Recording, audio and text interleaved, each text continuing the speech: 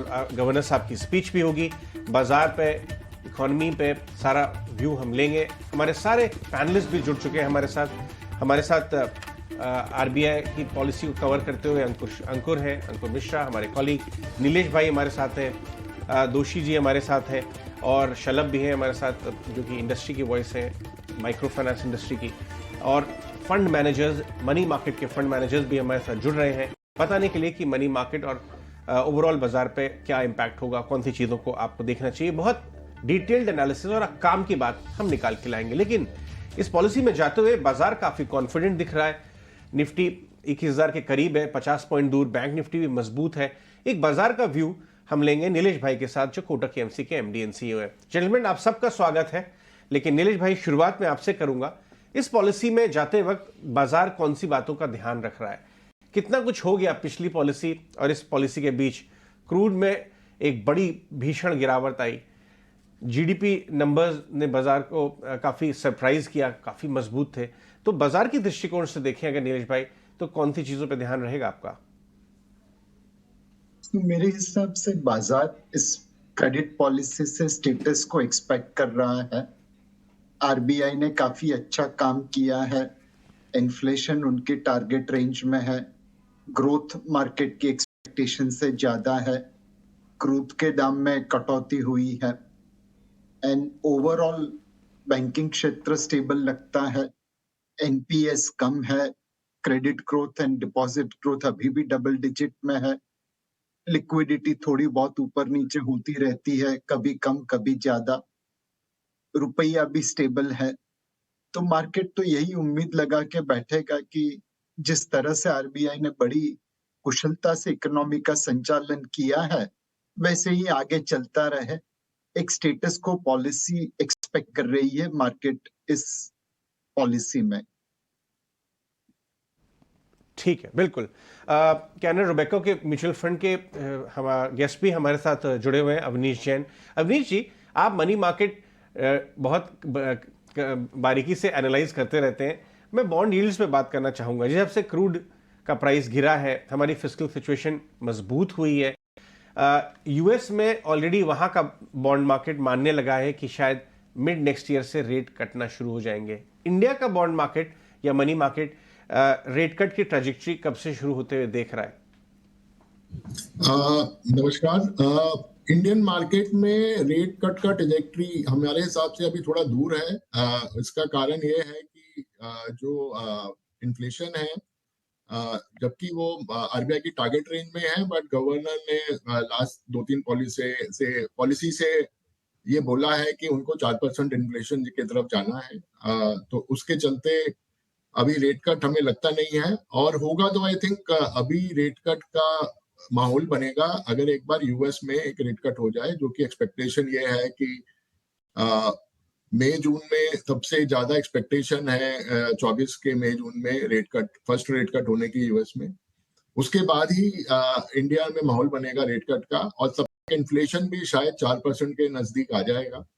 तो वो दोनों फिर माहौल बनेगा कि रेट कट हो सके।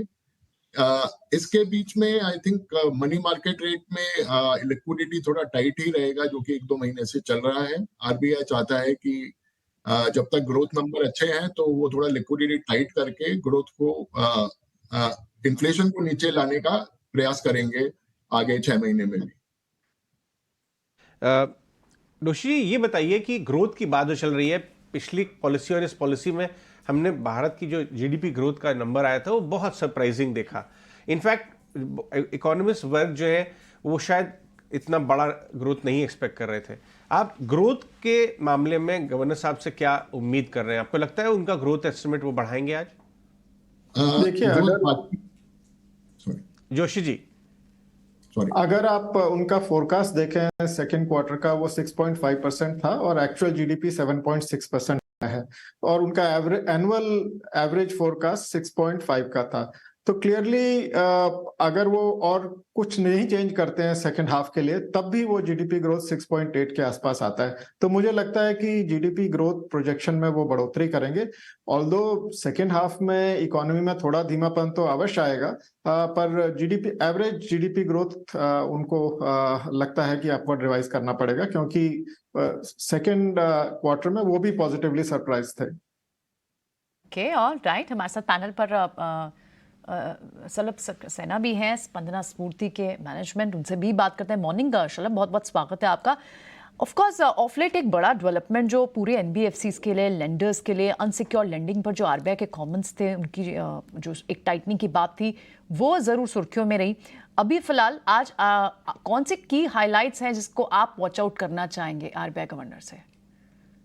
गुड मॉर्निंग आप सभी लोगों को। There are two parts to the question. सबसे पहले तो एक अनसिक्योर्ड लेंडिंग और जो उसमें यूफोरिया या बॉयंसी बोलते हैं वो देखी गई थी, उस पे I would not really link that with what is going to come today. General वो एक गाइडेंस थी, एक नज था रेगुलेटर का कि थोड़ा सा we need to, I mean the industry, the unsecured industry needs to rein itself. जहां तक माइक्रो फाइनेंस का सवाल है, मेरा मानना है कि एक स्टेडी ग्रोथ रहा है। ओवर द लास्ट 4-5 क्वार्टर्स हमने थोड़ा सा डिमांड को स्टेबलाइज होते हुए देखा है, यानी कि जो इमीडिएटली कोविड के बाद जो यूफोरिया था, जो अपटिक आया था, जो suddenly for the pent up demand, वो ओवर द लास्ट 3-4 क्वार्टर्स थोड़ा सा स्टेबलाइज हो गया है, which is good for the industry. As far as the rates are concerned, I would expect कि ये थोड़ा सा जो स्टेटस को ही रहेगा, ऐसा मेरा मानना है, क्योंकि रेगुलेटर ने बहुत अच्छी तरीके से नेविगेट किया है ये जो भी ग्लोबल इकोनॉमी का सीन है, और even for that matter India में। तो स्टेटस को is what everybody is expecting. मेरा भी ये मानना है कि स्टेटस को ही रहेगा या रहना चाहिए। ठीक है, स्टेटस को की एक्सपेक्टेशन 100%, यानी बहुत बड़ी रेशो होती है, लेकिन बड़ी चीज़ है कि कॉमन्स कहाँ कहाँ आरबीआई गवर्नर के देखने को मिलते हैं। नीलेश भी हमारे साथ। नीलेश, मॉर्निंग। ऑफ कोर्स आपने अभी जो ओपनिंग कॉमन्स दिए कि बाजार एक बहुत स्ट्रॉन्ग मोमेंटम में है, इकोनॉमी एक बहुत फर्म फुटिंग में है, लेकिन एट द सेम टाइम जो ग्रोथ स्टॉक्स हैं वो अभी भी इंतजार में है। इंटरेस्ट, हालांकि ये बात है interest rate peak out scenario, globally central bankers पे बात कर रहे हैं, लेकिन अब बाजार वॉच इस डायरेक्शन में क्या अगला स्टेप करना चाहता है? मेरे हिसाब से इस वक्त बाजार में लार्ज कैप्स अभी भी अपने हिस्टोरिकल एवरेज वैल्यूएशन के आसपास है। अर्निंग्स मोमेंटम अच्छी है। सितंबर 23 क्वार्टर के जो नतीजे आए उसमें निफ्टी की अर्निंग पर शेयर डाउनग्रेड नहीं हुई एंड ज्यादातर रिजल्ट लोगों की धारणा के अनुसार आए। बट इसी मार्केट का एक और हिस्सा है माइक्रो कैप्स, मिनी कैप्स और कुछ स्मॉल कैप्स, जहां पे वैल्यूएशन अपनी हिस्टोरिकल एवरेज से ऊपर लगते हैं, जहां पे वैल्यूएशन महंगे भी लगते हैं। और मुझे लगता है कि अगर उस सेगमेंट में कंसोलिडेशन हो जाए या थोड़ा करेक्शन आ जाए तो वो ओवरऑल मार्केट के लिए अच्छा होगा।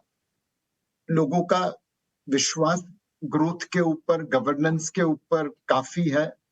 हर किसी को लगता है कि मार्केट में पैसा लगाएंगे पैसा बनेगा। जब ये एक यूनिवर्सल एक्सेप्टेंस हो जाती है तो जनरली मतलब लगता है कि मार्केट का टॉप आ गया। इस बार लॉन्ग टर्म स्टोरी बहुत अच्छी दिखती है, बट कुछ पॉकेट्स है मार्केट में जहां पे सावधानी रखे तो वो निवेशक के लिए अच्छा होगा।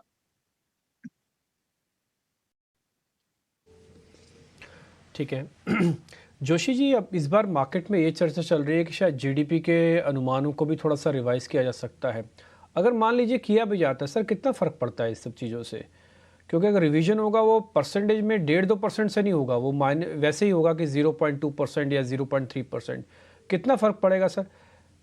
देखिए, ये जो ग्लोबल हालात चल रहे हैं अनसर्टेनिटी के, इसमें इवन थोड़ा सा भी अपवर्ड रिवीजन एक बड़ा पॉजिटिव सिग्नल देता है।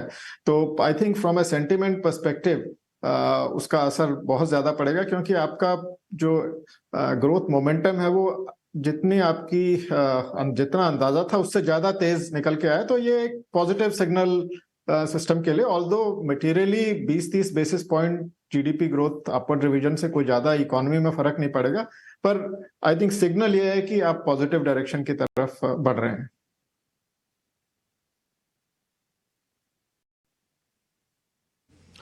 ठीक है, एक और चीज़, इन्फ्लेशन को लेकर अभी जो शायद रुख है और उसमें क्या स्टांस रह सकता है, एक बार ये समझ लेते हैं।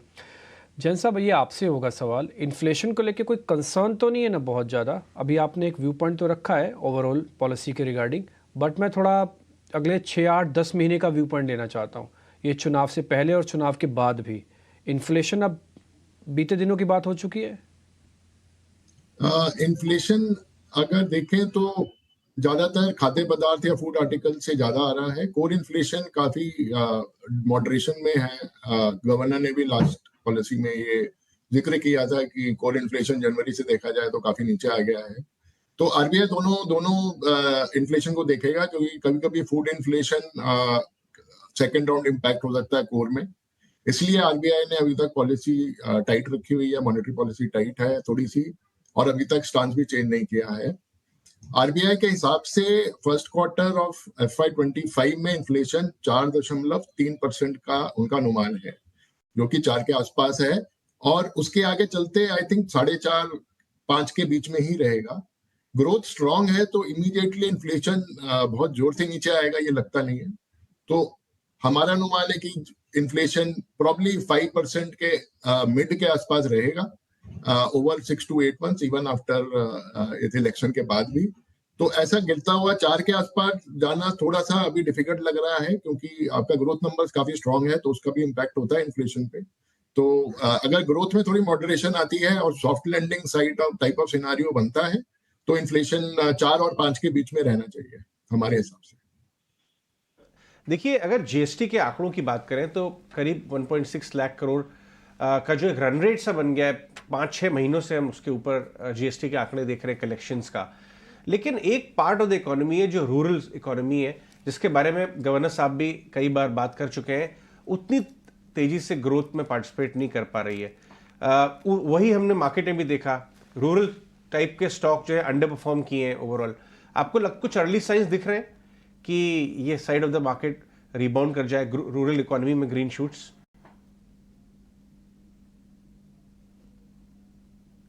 नीलेश? अगर हम ये फेस्टिवल सीजन को देखें तो इस बार उम्मीद आ रही है कि consumption at the bottom of pyramid भी अच्छा बनेगा। इस फेस्टिवल सीजन में जो ट्रेंड अभी नजर आ रहे हैं, उम्मीद है कि अर्बन एंड रूरल दोनों कंजम्पशन बॉटम आउट होके इम्प्रूव होगा।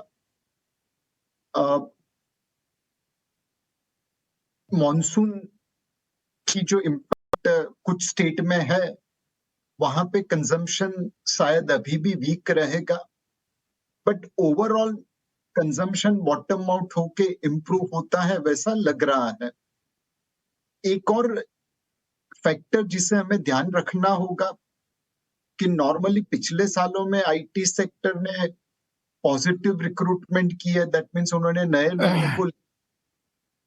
इस साल अब तक के जो नंबर्स आए हैं, आईटी सेक्टर ने नेगेटिव रिक्रूटमेंट की है, दैट मीन्स उन्होंने कुछ लोगों को नौकरी से निकाला है और नई नौकरी नहीं खड़ी की है।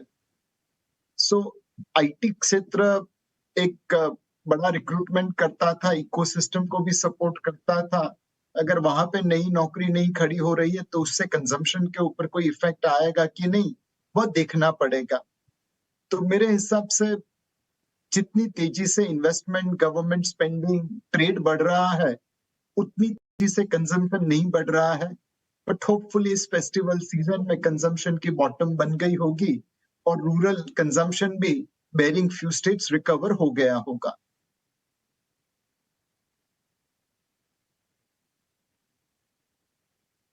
ओके, बिल्कुल। एक बार ये वॉच भी करना होगा, मिस्टर जोशी से भी समझते हैं कि क्योंकि अब तक जो एस्टिमेशन क्रूड बास्केट का आरबीआई गवर्नर $85 से $95 के बीच रखते आए हैं, और अब आप देखें तो वहाँ से लगभग 20 रुपए से 75 के भी नीचे क्रूड स्लिप हुआ है। तो वहाँ पर कुछ ट्वीक्स या फिर उसका कितना बड़ा फायदा है इंडियन मार्केट्स को, इमर्जिंग इंडियन इकोनॉमी को मिल सकता है, इन कमेंट्स पर भी नजर होगी? नहीं, बिल्कुल। अगर ऑयल का प्राइस 80 से नीचे रहता है तो वो इंडिया के लिए एक तरह से बोनस है, क्योंकि हम 85% जो ऑयल है वो इंपोर्ट करते हैं। अगर ऑयल प्राइसेस बढ़ते हैं तो उसका महंगाई की दर पे असर पड़ता है, उसका करंट अकाउंट डेफिसिट पे असर पड़ता है, उसका फिस्कल डेफिसिट पे असर पड़ता है और उसका बॉन्ड यील्ड्स पे भी असर पड़ता है। तो ये इन चारों चीजें जो मैंने की उनके लिए ये पॉजिटिव है कि ऑयल प्राइसेस नीचे रह रहे हैं। देखिए, दो तरह की चीजें हो रही हैं ग्लोबली, एक तो ग्रोथ नीचे आ रही है, डिमांड नीचे जा रही है, उसके साथ साथ जो ओपेक कंट्रीज हैं वो सप्लाई कट्स भी कर रहे हैं। तो इन दोनों में आपस में जो एक तरह से कॉन्फ्लिक्ट हो रहा है, उसका नेट नतीजा इस समय ये है कि ऑयल के प्राइसेस नीचे जा रहे हैं और यूएस ने भी अपनी प्रोडक्शन काफी बढ़ाई और काफी एक्सपोर्ट किया। तो कुल मिला के मेरा ये मानना है, क्योंकि आगे चलते हुए खासकर यूरोप और यूएस में काफी मंदी देखी जाएगी कंपैरेटिव टू 23, तो ये ऑयल की डिमांड नीचे आएगी और चाइना में भी ग्रोथ स्लोडाउन की अगले साल के लिए बात चल रही है। तो ये जो स्लोडाउन है, ये इसका ओवरवेलमिंग इफेक्ट रहेगा ऑयल पे, पर जियोपॉलिटिकल जो फैक्टर्स हैं उनको डिस्काउंट नहीं किया जा सकता, क्योंकि कई सारे वीक पॉइंट्स मिडिल ईस्ट से पर्टिकुलरली, वो सब हमें कॉन्टिन्यूसली मॉनिटर करना पड़ेगा। पर फिलहाल ऑयल, हमारा मानना यह है कि 80 और 85 की रेंज में 2024 में रहेगा। मैं आपसे ये जानना चाहूंगा कि अगर हम देखें हमारा ग्रोथ, एक जीडीपी प्रिंट तो भयंकर तरीके से आउट परफॉर्म किया। मुझे याद नहीं आ रहा है पिछली बार कब इतना बड़ा वेरायंस देखा। 1% का करीब वेरायंस था जो स्ट्रीट मान के चल रही थी, इकोनॉमिस्ट मान के चल रहे थे, जो एक्चुअल डिलीवरी आई। इससे आपको आगे के 2-3 क्वार्टर्स का क्या व्यू बनता है, स्पेशली इस लाइट में नीलेश भाई, कि गवर्नमेंट जो है run up to the election में अक्सर अपना कैपेक्स, अपने हिस्से का कैपेक्स काफी बढ़ा देती है, ये एक ट्रेंड रहा है। देखिए आगे चल, नीलेश आपके लिए था वो। ओके, सो अजय भाई, इस बार सरकार ने कैपेक्स काफी फ्रंट लोड कर दिया है। पहली बार 10 लाख करोड़ से ज्यादा का कैपेक्स होगा एंड मोर इम्पोर्टेंटली उसमें काफी फ्रंट लोडिंग हुआ है to support the economy. And पिछले 8-9 सालों में भी इंफ्रास्ट्रक्चर पे स्पेंडिंग काफी हुई है, उसकी बेनिफिट भी इकोनॉमी को मिलने लगेगी। सो मेरे हिसाब से सेकंड हाफ में शायद प्रीवियस इलेक्शन साइकिल की तरह कैपेक्स में उतना बूस्ट नहीं देखने को मिले, बिकॉज हमने ऑलरेडी उसे फ्रंट लोड कर दिया था।